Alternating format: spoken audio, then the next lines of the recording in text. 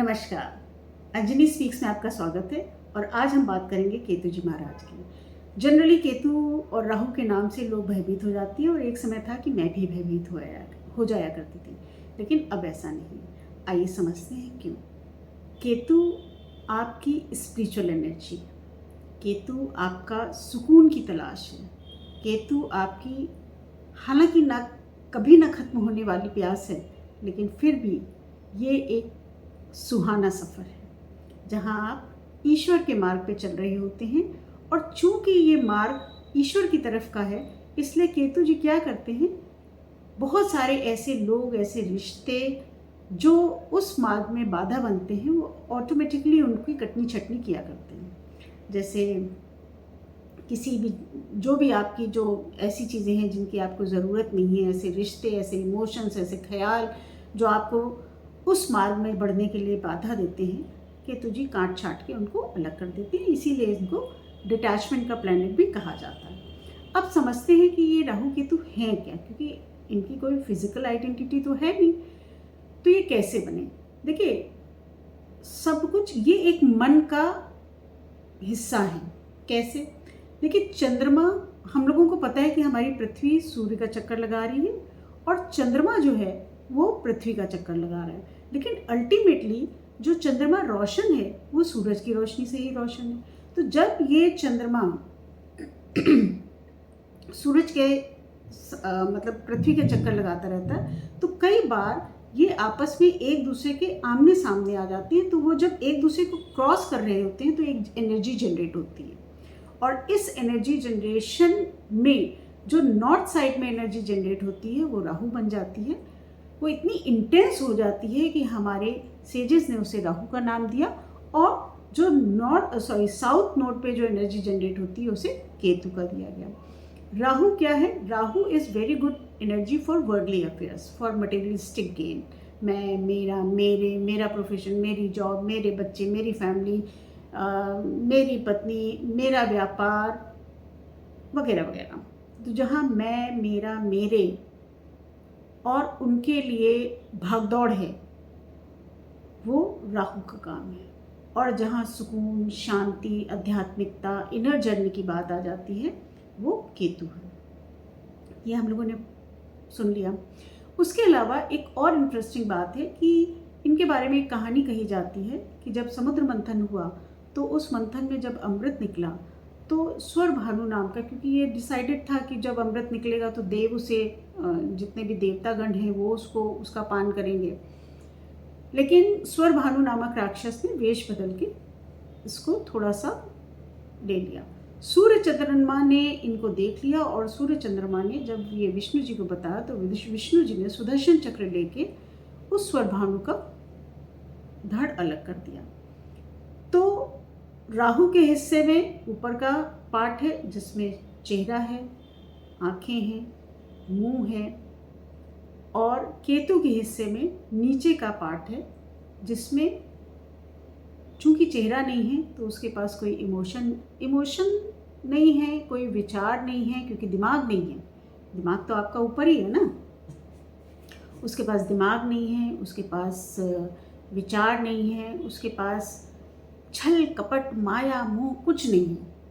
उसके पास सिर्फ एहसास है। उसके पास है अनुभूतियाँ, एहसास और एक तड़प किस चीज़ की है? क्योंकि वो हेडलेस है ना, उसको एक हेड चाहिए। तो वो किसका हेड लेना चाहता है? वो लेना चाहता है हेड जुपिटर का, क्योंकि उसे भरोसा है कि वही उसे सही ज्ञान दे सकता है।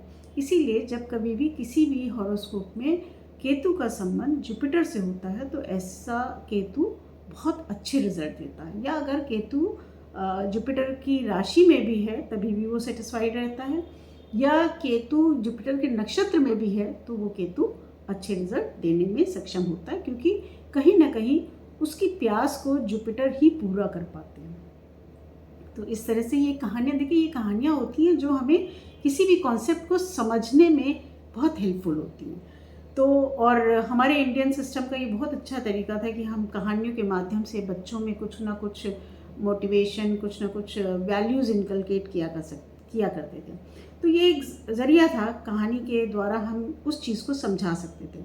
तो इस तरह से वो जुपिटर के साथ बहुत स्वस्थ रहते हैं, बहुत मस्त रहते हैं और आपको अच्छे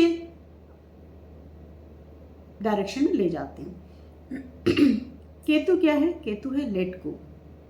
जैसा कि आपको बताया कि उसका अल्टीमेट गोल है ईश्वर से संपर्क साधना, और जब संपर्क साधने के रास्ते में जितनी भी चीज़ें उसको बाधा लगती हैं वो उनको कटनी छटनी करता रहता है, और इसीलिए उसे डिटैचमेंट का प्लैनेट कहा जाता है। ये हम लोगों ने पहले भी बात कर ली। तो वो क्या बताता है? लेट गो, जाने दो, जो कुछ जा रहा है वो जाने दो। अच्छा, कैसे चेक कर सकते हैं कि हमारा केतु अच्छा है या बुरा है? कई बार बहुत सारे लोग हैं, जब देने की बात आती है ना तो वो 1000 बार सोचते हैं ये चीज़ आगे हमारे काम आएगी कि नहीं आएगी, वगैरह वगैरह। तो जब लोग इतना देने के पहले इतना सारा एनालिसिस गुणा भाग लगाते हैं, इसका मतलब कहीं ना कहीं उनका केतु वीक है, क्योंकि केतु जो है वो इस बात की गारंटी लेता है कि तुम दो, हम तुम्हें देंगे, ठीक है।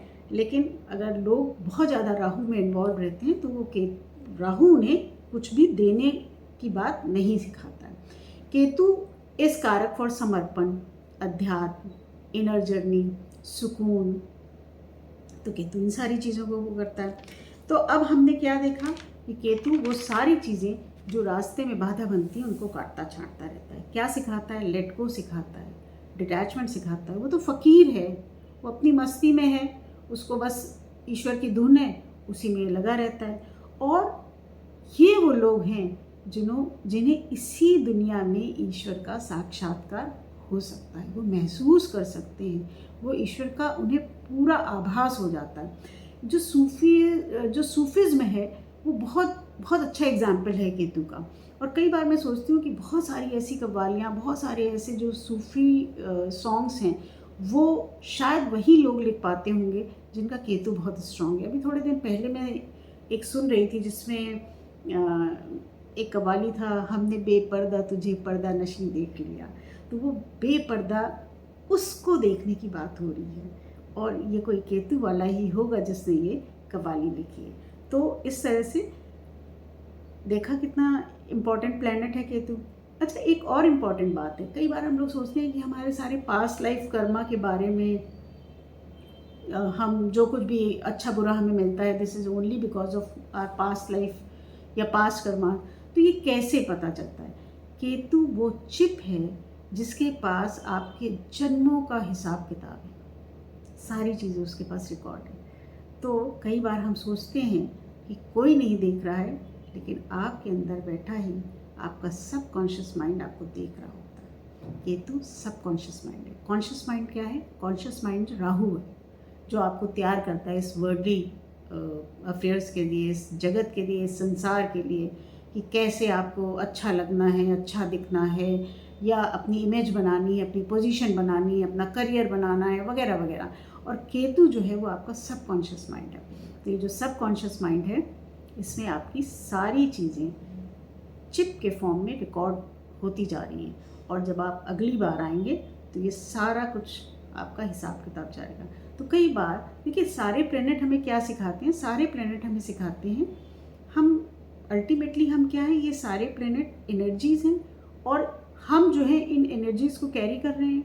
तो कभी भी ईश्वर ने ऐसा तो नहीं सोचा होगा कि एक एनर्जी जाके सिर्फ अपने बारे में सोचती रहे या सोचता रहे। कहीं ना कहीं इन एनर्जीज़ को हम उस सुप्रीम के लिए कहीं काम आ सके ऐसे इस्तेमाल करना चाहिए। तो क्या हो सकता है?